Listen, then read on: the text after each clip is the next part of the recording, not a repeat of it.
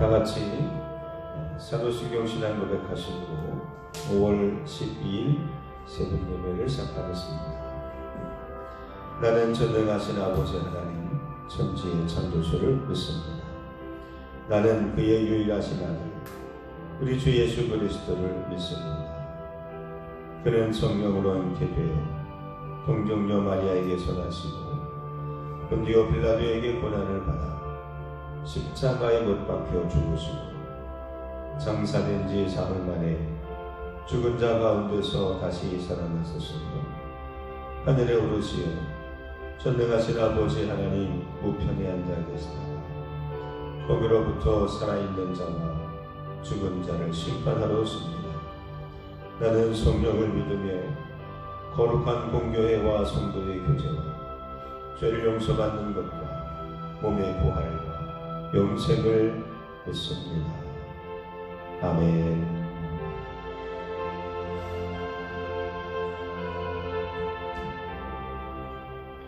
오늘 주시는 말씀은 시편 62편 말씀입니다. 시편 62편입니다.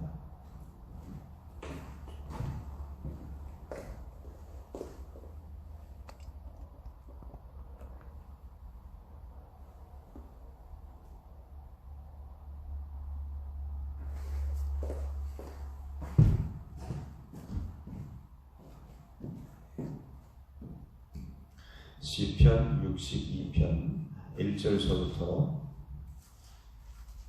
12절까지 말씀입니다. 제가 봉독하겠습니다. 나의 영혼이 잠잠히 하나님만 바라니 나의 구원이 그에게서 나오는도다. 오직 그만이 나의 반석이시요 나의 구원이시요 나의 요새이시니 내가 크게 흔들리지 아니하리로다. 넘어지는 담과 흔들리는 울타리 같이 사람을 죽이려고 너희가 일제히 공격하기를 언제까지 하려느냐. 그들이 그를 그의 높은 자리에서 떨어뜨리기만 꾀하고 거짓을 즐겨하니 입으로는 축복이요 속으로는 저주로다. 나의 영혼아 잠잠히 하나님만 바라라. 무릇 나의 소망이 그로부터 나오는도다. 오직 그만이 나의 반석이시요 나의 구원이시요 나의 요새이시니 내가 흔들리지 아니하리로다. 나의 구원과 영광이 하나님께 있으며 내 힘의 반석과 피난처도 하나님께 있도다. 백성들아 시시로 그를 의지하고 그의 앞에 마음을 토하라. 하나님은 우리 피난처시로다. 아 슬프도다. 사람은 입기르며 인생도 속임수이니 저울에 달면 그들은 입김보다 가벼웁니다. 포악을 의지하지 말며 탈취한 곳으로 허망하여 지지 말며 재물이 늘어도 거기에 마음을 두지 말지어다. 하나님이 한두 번 하신 말씀을 내가 들었나니 권능은 하나님께 속하였다 하셨도다. 주여 인자함은 주께 속하오니 주께서 각 사람이 행한 대로 갚으심이니이다. 아멘. 오늘 말씀은 다윗의 시로 그렇게 규정된 그런 시편입니다. 그리고 다윗이 자기의 고난과 환난을 걱정하고 애통해하는 개인적인 비탄시요 그리고 하나님 앞에 그 사정을 알리는 간구시라고 그렇게 정의할 수 있습니다. 아마 이 시편의 배경은 압살롬으로부터 배신을 당하고 쫓김을 당하였을 때에 아마 지어졌을 것이라고 예측은 하고 있지만 정확한 근거는 없습니다. 하지만 어느 누구나 그 고난과 환경에 처했을 때에 마음이 무너지고 삶의 의욕을 잃어버리게 되고 그리고 그런 상황 속에서 하나님 앞에 기도할 수밖에 없는 그런 개인적인 그런 고난을 얘기하는 것은 아마 거의 정확한 뜻이라고 생각합니다. 우리가 그런 상황 속에 살아갈 때에 다윗의 특징은 오직 하나님만 바라봤다는 사실입니다. 다윗에게서 우리가 도전받고 또 우리가 교훈을 받으면서 우리가 닮아야 될 신앙이 있다면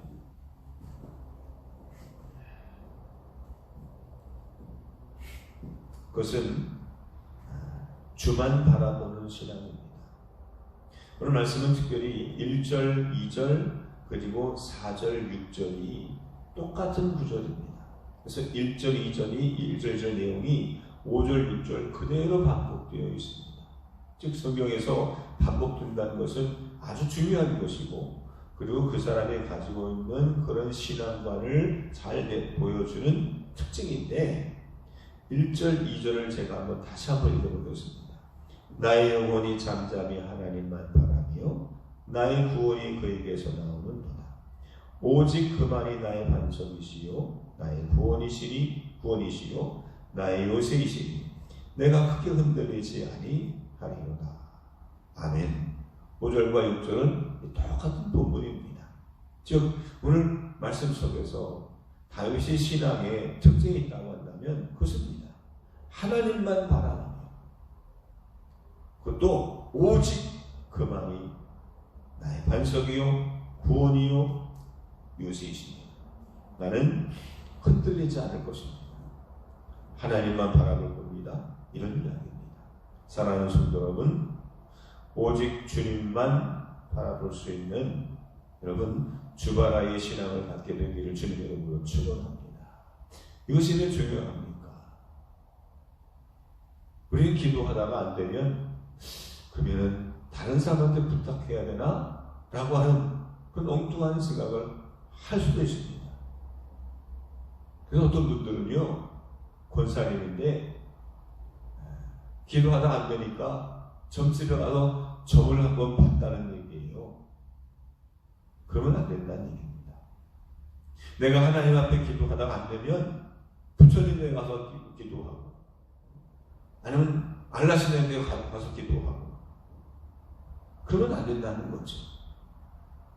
내 소원 성취를 위해서 마음껏 이쪽 저쪽 하면 안 된다는 얘기입니다. 다윗은 어떤 문제가 있어도 어떤 상황에 처해도 아무리 그가 답답할 만큼 아무런 응답의 조짐이 보이지 않을지라도 다윗은 여전히 하나님만 바라보는 신앙이었습니다. 그게 주바라의 신앙입니다. 사랑하는 성도 여러분, 답답할 때가 있으십니까? 내가 바람이 제대로 이루어지지 않아서 여러분 속 터질 때가 있습니까? 그럴 때도 여러분 우리의 마음을 흔들리지 아니하고 하나님만 바라볼 수 있는 다윗과 같은 주바라기의 신앙을 갖게 되기를 주님의 이름으로 축원합니다. 그렇다고 한다면 그런 주님만 바라보는 이런 다윗의 신앙은 어떤 특징이 있습니까? 어떤 신앙, 어떤 기도가 주님만 바라보는 그런 신앙입니까? 자, 오늘 다윗의 기도의 특징을 세 가지만 얘기하겠습니다. 첫 번째, 다윗은 잠잠히 하나님만 바라보는 사람이었습니다. 오늘 말씀을 보면 1절입니다. 나의 영혼이 잠잠히 하나님만 바라며. 즉 입술로 부정하거나 원망하거나 탓하거나 분명하지 아니하고 입을 다물고 잠잠 했다는 얘기입니다. 5절에 있는 말씀도 그렇지요. 자, 출애굽기 14장 13절에 보면 이스라엘 민족이 출애굽을 할 때에 앞에 홍해바다가 앞에 걸어막히게 됩니다. 그때 수많은 백성들이 모세를 향해서 질타합니다. 원망합니다. 탓합니다. 아니 왜 우리를 이곳까지 불러내서 차라리 애굽 땅에 있었으면 차라리 당신을 만나지 않았으면 우리가 이런 위기에 처하지 않았을 텐데 하면서 모세를 막 원망합니다. 그때 모세가 이런 말을 하죠. 모세가 백성에게 이르되 너희는 두려워하지 말고 가만히 서서 여호와께서 오늘 너희를 위하여 행하시는 구원을 보라. 가만히 서서 구원을 보라. 오늘 말씀도 잠잠히 하나님만 바라며. 그렇습니다. 진짜 신앙은 서두르지 않습니다. 특별히 입술로 범죄하지 않습니다. 욥도 그가 아무리 이해하지 못하는 억울한 그런 시련과 고난이 연거푸어 찾아와도 입술로 하나님을 원망하지 아니하였다. 그렇게 성경은 전하고 있습니다. 반대로 악인들을 보면 입술로 떠벌립니다. 입술로 그의 잘못들을 더욱더 무겁게 합니다. 4절 말씀을 보십시오. 그들이 그를 그의 높은 자리에서 떨어뜨리기만 꾀하고 거짓을 즐겨하니 입으로는 축복이요 속으로는 저주다. 그렇습니다. 빈수레가 요란하다는 그런 속담이 있지 않습니까? 원래 들은 사람, 아는 사람, 지식 있는 사람, 이런 사람들은요 말하지 않습니다. 가만히 서도 됩니다. 진리를 말하는 사람, 정직을 행하는 사람, 그리고 잘못하는 것이 없는 사람은 굳이 자기의 의를 드러내거나 또 변명할 이유가 없습니다. 왜? 진짜니까. 진짜 신앙은 하나님 앞에 잠잠히 하나님만 바라보고 있는 것입니다. 이거 어떻게 하면 됩니까? 이거 큰일 났습니다. 내가 어떻게 합니까? 호들갑을 떨면서 주변 사람들에게 그렇게 알리지 않습니다. 사랑하는 성도 여러분, 다윗의 신앙처럼 주만 바라보며 잠잠히 하나님만 바라볼 수 있는 저와 여러분들 되시기를 주님의 이름으로 축원합니다. 두 번째, 주님만 바라보는 다윗의 기도의 특징은 마음을 통한다는 것입니다. 8절입니다. 백성들아 시시로 그를 의지하고 그의 앞에 마음을 통하라. 하나님은 우리의 피난처시로다. 아멘. 1절서부터 7절까지의 말씀은 자기의 고난과 또 비탄한 상황을 기도하는 내용이죠. 그리고 8절 이하의 내용은 이렇게 분위기가 반전됩니다. 다른 모든 사람들에게, 우리들에게 그러한 신앙을 우리에게 전달하고 있습니다.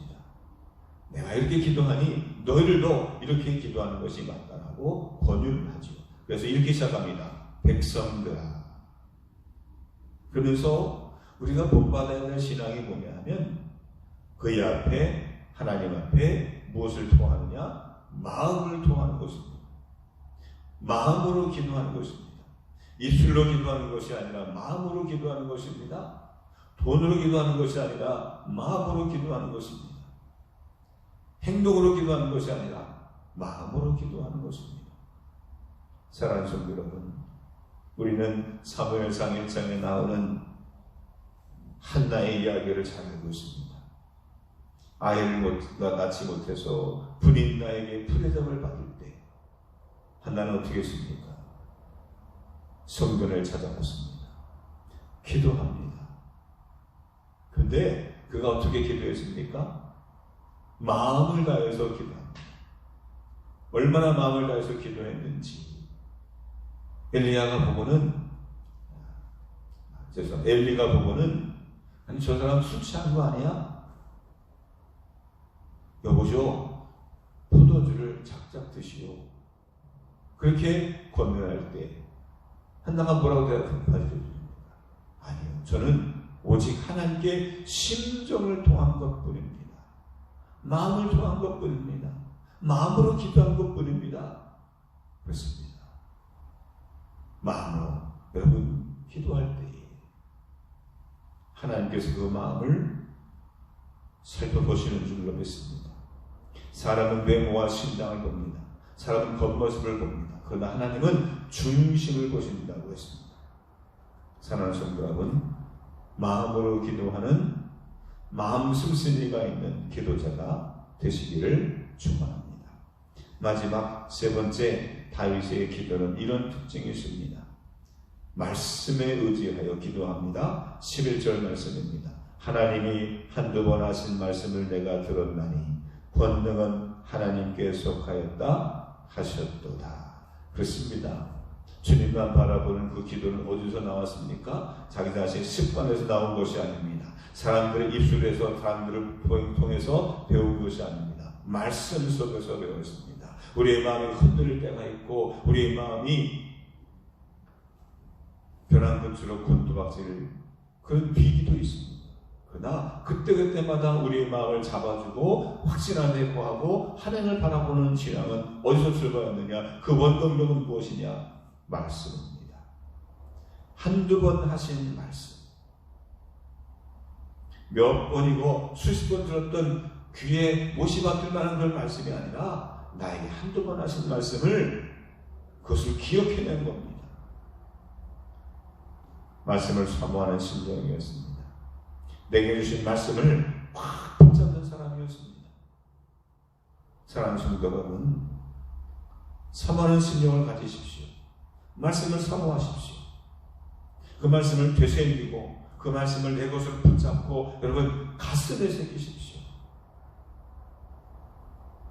신명기서 6장 4절 이하에 보면 너희는 가슴에 새긴다.